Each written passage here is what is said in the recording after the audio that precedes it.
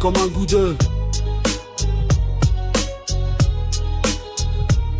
Il y a comme un goût de cendre dans ma terre, des espoirs calcinés, des rêves incinérés. Peut-être le climat qui brûle, peut-être l'appétit dévorant des plus puissants. Il y a comme un goût de peur chez les enfants. Les petites filles étouffent des cris derrière les maisons, et les petits garçons sur le chemin de l'école sont dépouillés de leur courage naissant. Il y a comme un goût d'injustice dans l'économie. L'argent détourné se déverse de toutes parts dans les poches des uns, tandis que la sueur salée des autres s'évapore entre leurs mains vides. Il y a comme un goût de dictature au sein des démocraties, la même main invisible qui choisit chacun des candidats, et les machines qui savent les résultats des élections avant le décompte des bulletins. Il y a comme un goût de divorce, avant même le mariage, une voix métallique qui résonne au cœur de la société et qui déclare une guerre à perpétuité entre les hommes et les femmes. Il y a comme un goût d'ignorance dans l'opinion publique, quelque chose de desséché dans les informations mainstream et quelque chose de prématuré dans les conclusions du tout venant.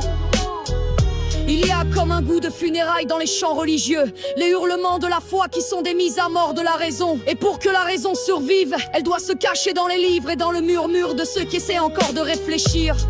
Quand tout chante et prie, il y a comme un goût de trahison dans les amitiés. Les grandes amitiés sont mortes avec le passage du bac, et elles ont été remplacées par les grandes ambitions et les grandes jalousies, par le poison de la comparaison douloureuse.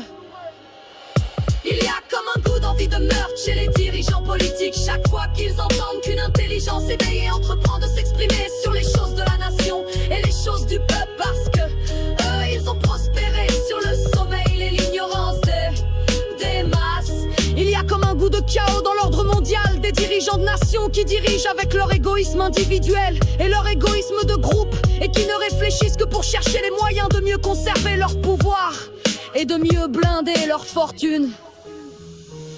Il y a comme un goût d'indifférence dans le ciel, des milliards de prières qui se brisent contre le mur du grand silence cosmique, et les croyants qui sont obligés de se répondre eux-mêmes en remplissant le ciel des projections de leurs propres pensées, de leurs propres chimères. Il y a comme un goût de désespoir dans mon humanité, la persistance des religions et la persistance des suicides, et toujours aucun sauveur qui descende du ciel, aucune armée d'anges qui descendent du ciel, aucune cohorte de vaisseaux de lumière qui descendent du ciel. Rien qu'un peu de pluie. Il y a comme un goût de guerre civile qui s'approche peu à peu, la grande déflagration de la lutte lancinante des classes, pas si lancinante car la classe dominante est en guerre déclarée. Ce sont les classes pauvres et les classes moyennes qui ne voient rien derrière le voile de l'alcool et du rire bête. Il y a comme un goût de larmes chez les jeunes diplômés, derrière le courage nécessaire pour se frayer une place dans le monde du travail. Les larmes des sacrifices continuent et des luttes sans fin.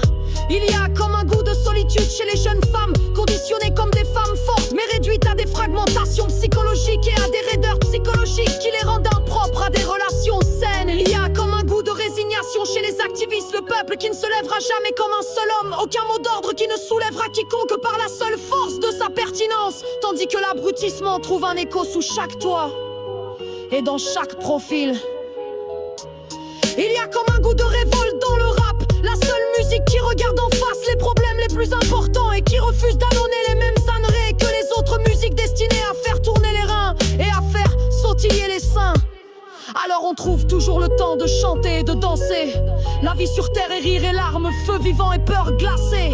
Grand saut et grande chute, la volonté de se relever et de continuer d'avancer. Les promesses viennent de la vérité elle-même, l'esprit qui ressort de tout cela grandit et toujours pur. Des nuits de tristesse et des journées de travail qui font fleurir de nouvelles idées et de nouvelles actions. Des temps de bonheur qui se dilatent au fur et à mesure, en gagnant du terrain sur les revendications de la souffrance.